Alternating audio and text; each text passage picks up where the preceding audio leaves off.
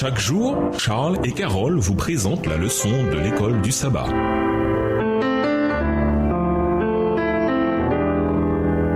Bienvenue dans votre émission. Dieu nous parle. Nous voilà à la leçon de dimanche pour partager la bonne nouvelle. Lisons Luc 24, les versets 1 à 12. Quelle fut la réponse de ceux qui entendirent parler du Christ ressuscité? Luc 24, les versets 1 à 12. Le premier jour de la semaine, elles se rendirent au sépulcre de grand matin, portant les aromates qu'elles avaient préparés. Elles trouvèrent que la pierre avait été roulée de devant le sépulcre. Et, étant entrées, elles ne trouvèrent pas le corps du Seigneur Jésus. Comme elles ne savaient que penser de cela, voici deux hommes leur apparurent en habits resplendissants. Saisies de frayeur, elles baissèrent le visage contre terre. Mais ils leur dirent: pourquoi cherchez-vous parmi les morts celui qui est vivant? Verset 6. Il n'est point ici, mais il est ressuscité. Souvenez-vous de quelle manière il vous a parlé lorsqu'il était encore en Galilée, et qu'il disait: il faut que le Fils de l'homme soit livré entre les mains des pécheurs, qu'il soit crucifié et qu'il ressuscite le troisième jour. Et elles se ressouvinrent des paroles de Jésus. À leur retour du sépulcre, elles annoncèrent toutes ces choses aux 11 et à tous les autres. Celles qui dirent ces choses aux apôtres étaient Marie de Magdala, Jeanne, Marie mère de Jacques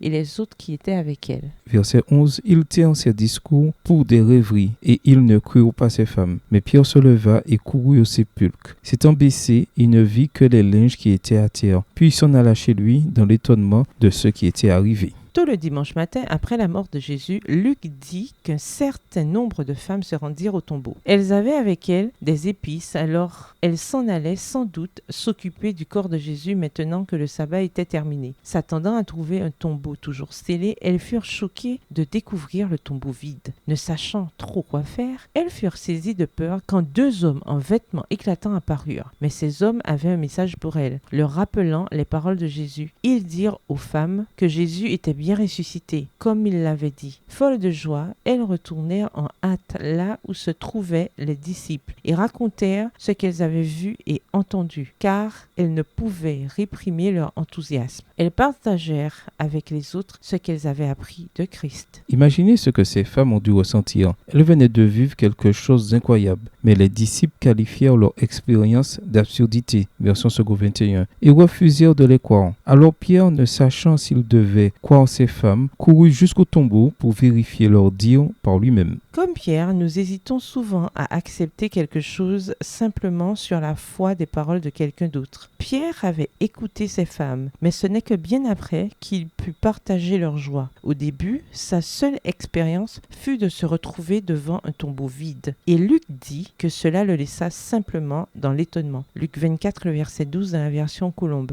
Son expérience au tombeau ne fut pas la même que celle des femmes. Car dès que ces femmes entendirent la nouvelle sur Jésus, elles voulurent la partager avec les autres. Quelle plus grande motivation pour la mission que de vouloir faire connaître aux autres ce que Jésus a fait pour eux. Quelle plus grande motivation que de diffuser la bonne nouvelle du salut en Jésus, le seul espoir que l'on ait. Naturellement, nous avons besoin de vivre une expérience personnelle avec Dieu avant de pouvoir la partager avec les autres. Notre désir de partager avec les autres ce que nous aimons tant doit être un élément crucial de notre motivation pour la mission. En définitive, nous ne pouvons pas partager ce que nous n'avons pas, n'est-ce pas? Quelles expériences avez-vous de Dieu et de son amour? Pourquoi sont-elles précieuses pour vous et en quoi vous motivent-elles pour parler aux autres de la bonne nouvelle? Au revoir. Et à demain si Dieu veut.